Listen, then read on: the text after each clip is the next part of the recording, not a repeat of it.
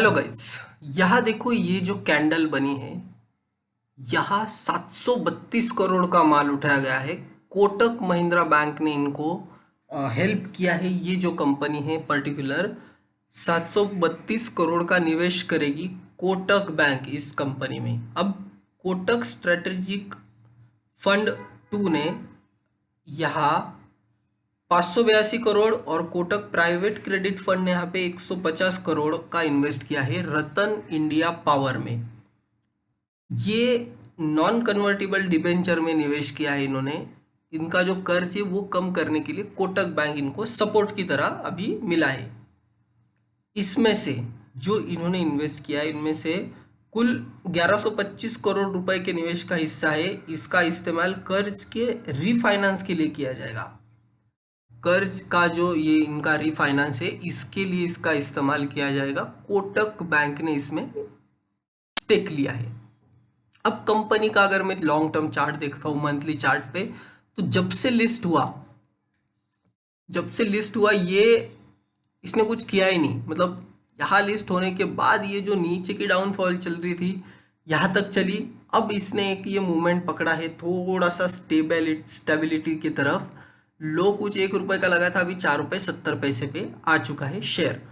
यहाँ हमें करना क्या है, यहाँ हमें अगर पोजीशन भी क्रिएट करनी होगी तो स्ट्रिक्ट स्टॉप लॉस होगा। स्ट्रिक्ट स्टॉप लॉस कहाँ होगा, 2 रुपए 80 पैसे का हमारा स्टॉप लॉस होगा। 4 रुपए 70 पैसे पे चल रहा है, मतलब 2 रुपए की आपकी हो गई हाथ से रिस्क।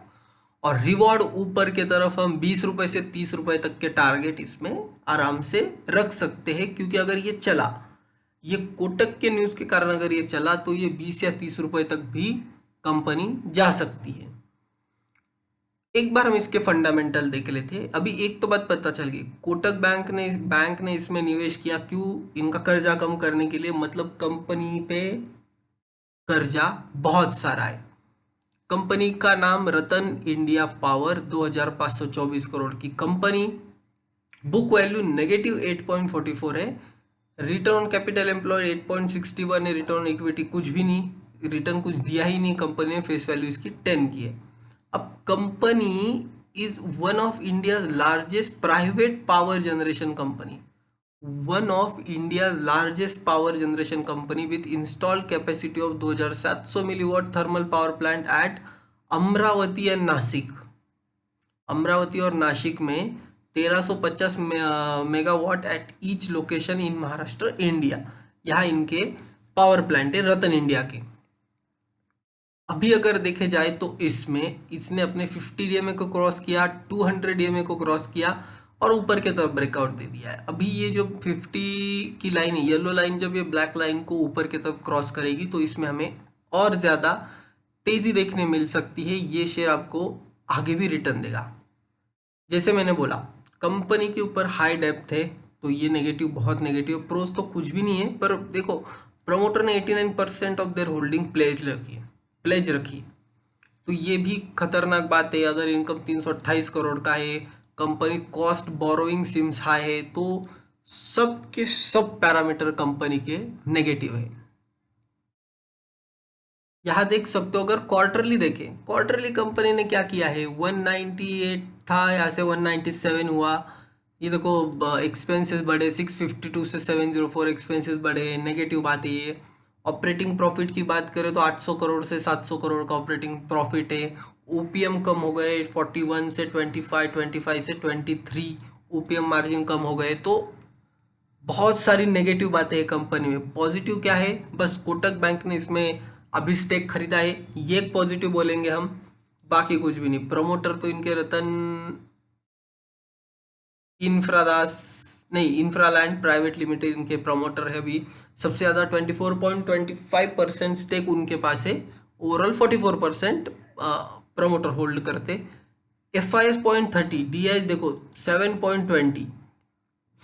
इसमें यही सब बैंक्स ही है। अब इसमें कोटक बैंक ऐड हो जाएगा।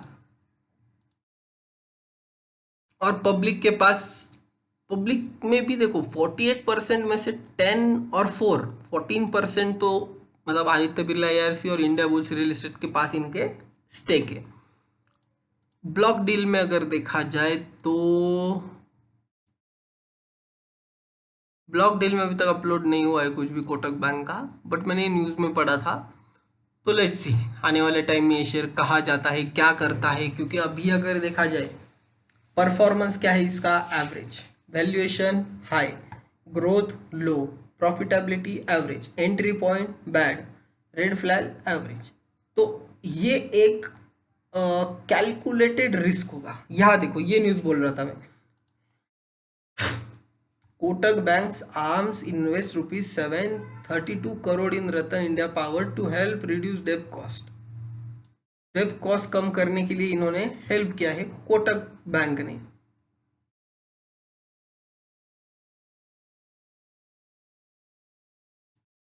इनका जो थर्मल पावर प्लांट है उसका डेब्ट कम करने के लिए इन्होंने ये इन्वेस्टमेंट किया है। तो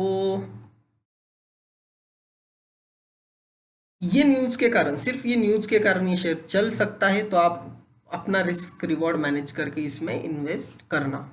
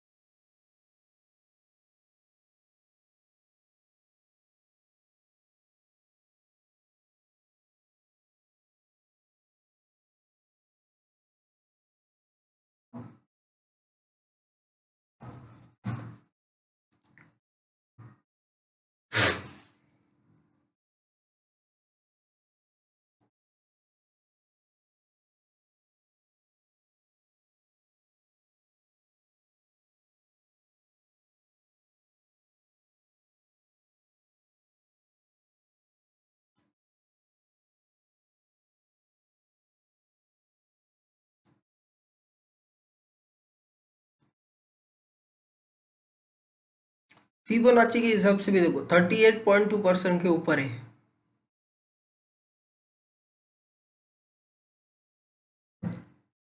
मंथली चार्ट पे 13.2% के ऊपर शेयर ने क्लोजिंग दे दी है, जो कि अच्छी बात है। डेली चार्ट पे अगर देखूँ तो डेली चार्ट पे भी रिस्पेक्ट कर रहा है, तो ये लेवल भी इंपॉर्टेंट होगा। ₹4.25 ये इंपॉर्टेंट लेवल की तरह एक्ट करेगा।